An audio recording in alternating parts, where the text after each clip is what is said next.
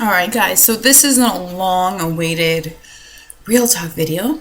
If you're curious of what I'm wearing on my lips, the beautiful Charisse from Brown Eyed Charisse sent this in a prize package to me. It is the Too Faced Melted Lipstick in Melted Fig. And it looks strange on camera, but this is something a little bit different for me, so yeah. It looks really mauve and brown on camera, and it's actually purple. But anyway, so I have my iced coffee, and I'm going to speak with you guys.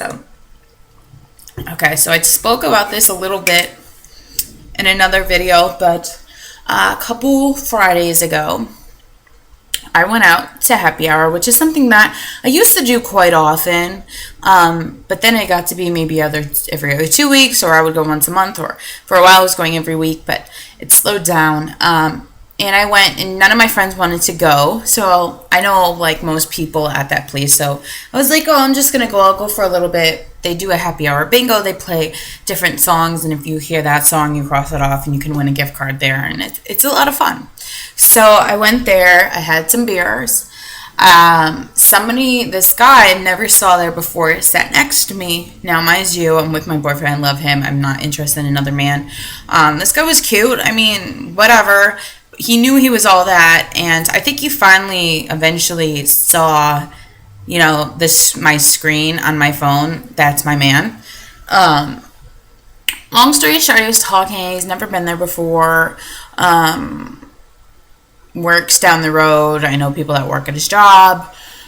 Everything. I was just being friendly. I mean, I was there by myself, and he sat and talked for a little bit, and then out of nowhere, he was like, I'll be right back. I gotta go get my friend, and I'm coming back. I'm like, okay. Like, I don't know if he thought I was interested or what, but yeah.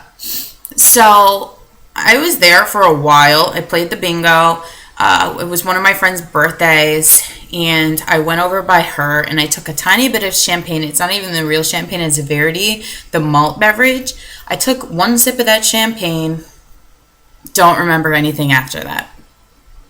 So at first I thought it was this individual that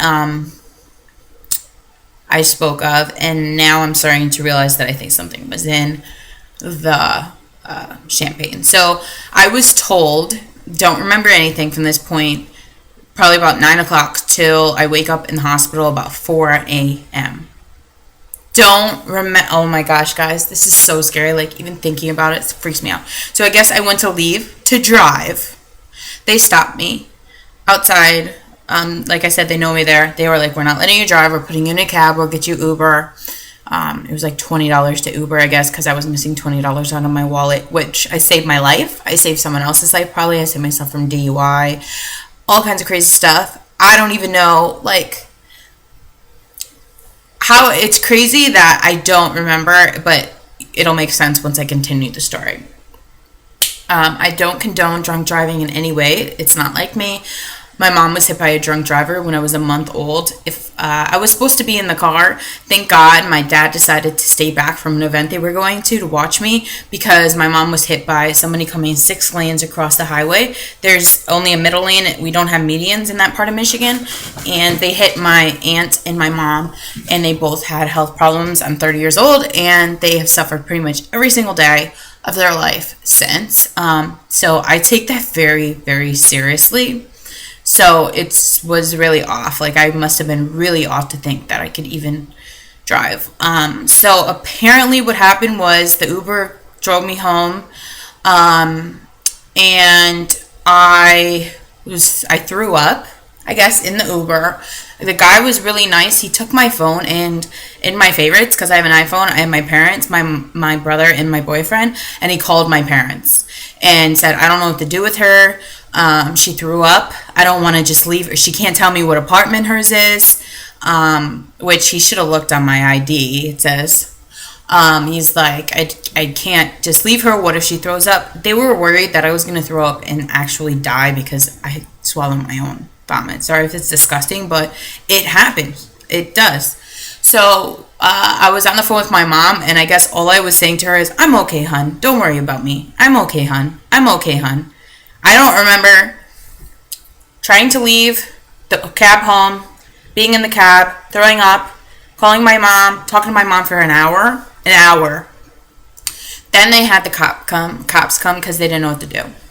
So then the cop talked to my parents and said, I'm going to take her to the hospital. I don't know what's wrong. It seems like it's more than her just drinking. My parents are like, Jessica does not do drugs. He says, well, just because she doesn't do drugs doesn't mean that she wasn't drugged. So apparently he drove me to the hospital. Don't remember that. Don't remember getting there. Don't remember getting an IV. Don't remember.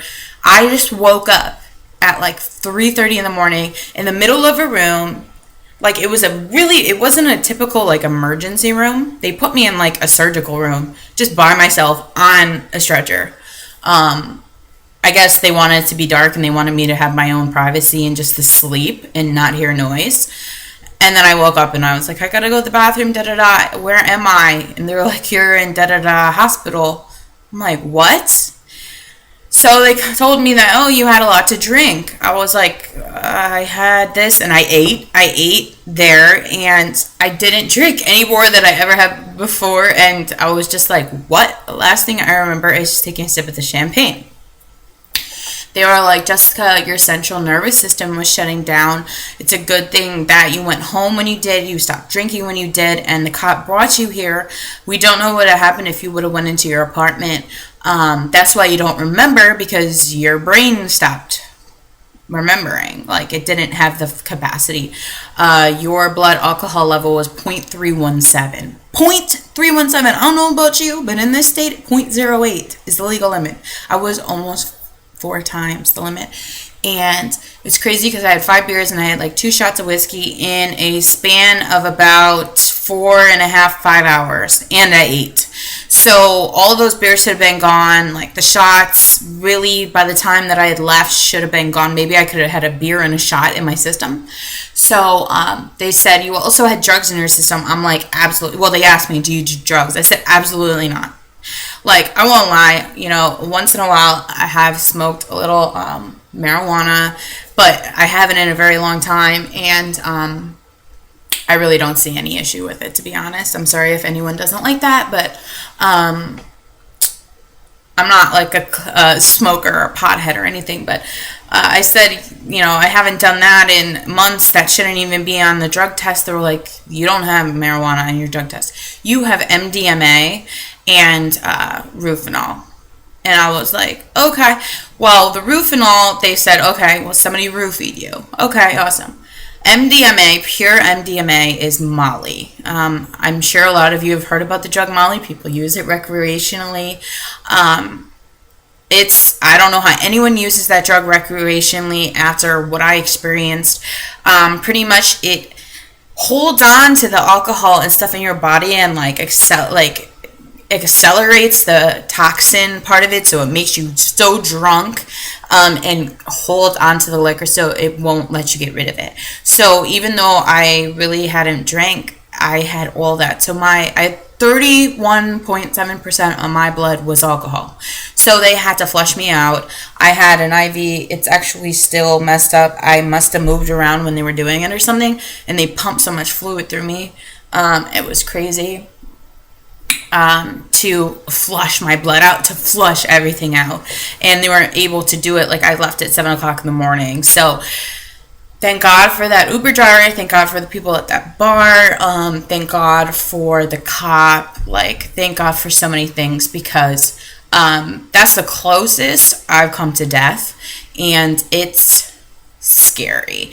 It's to not remember that much, and like, it's just crazy. I wish that I knew what cop took me there. So I could at least give him some sort of, you know, here's a Dunkin' Donut gift card, you know, have coffee on me for a couple weeks or something. Like, I wish that I could thank these people. I know that's part of his job as, you know, a public official and to protect and serve the community, but I'm just really been trying not to think about it. Because I start to get emotional, and it's over and I'm done and I survived. It took me a good week to even get energy. I didn't work out That Friday I worked out. I didn't work out Saturday, Sunday, Monday, Tuesday, and I think Wednesday I went back, and that was pushing it. I was exhausted. I shouldn't have went. I was just sleeping and like couldn't get enough sleep, and the next day, that night, after I got home, I slept a few hours. I talked to my mom. I rested all day. My boyfriend came and spent that night and the whole next day with me. He was, I could tell it affected him. You know, we have a fairly new relationship, but we have a very crazy bond for as long as we've been together. It's just one of those you just know situations. My parents kind of had the same thing, and I'm pretty certain that's the situation that I'm in too. I don't anticipate ever not having him in my life. And we love each other so much, and thinking if this happened to him, overwhelms me. So he is just the sweetest. He just came here, and even though I was like, I looked a hot mess, I looked gray, I just had no energy, I still was trying to like get him snacks and make him dinner and do these things that I always do, which I did, but he was mad at me but I wanted to busy my mind because I was so emotional, because thinking that I might never have saw him again, and nothing that I did, you know. So I'm really thinking that this was in the free champagne that they gave my friend. I have a few friends that have drank the champagne there that they give out for free and had similar, not as drastic as me situations, but where they just don't remember the whole night.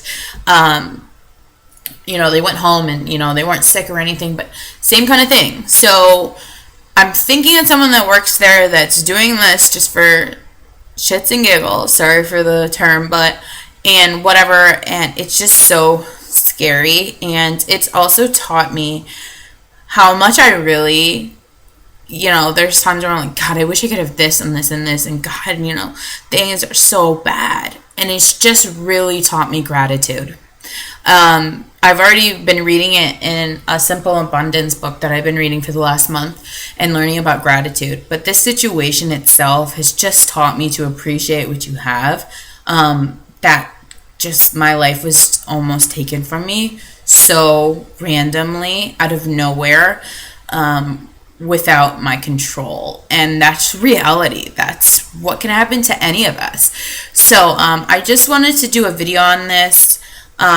Just as a one, you know, always watch your drink, party or bar. And two, from now, like I'm not doing it now, but don't ever drink from a free bottle that a bar gives you. Even if they open it in front, like I don't trust it. Like they could just put the cork there. You know, it doesn't mean that it was never opened before, because you can cork things. You know, especially that Verity. I've had it in my house a long time ago. You could just put the cork in and it still makes that popping noise. So, or free shots that you don't see them, you know, pouring. I really advise you guys staying away from stuff like that. Just has learned from me. It's crazy. So I'm really going to appreciate my life from this point forward. It taught me a major life lesson. I'm still recovering. Honestly, guys, I still don't have energy. Like, it affected all of my organs, and just my mind is still foggy. I get really exhausted really fast. Mind you, I have been stressed too, so add that in.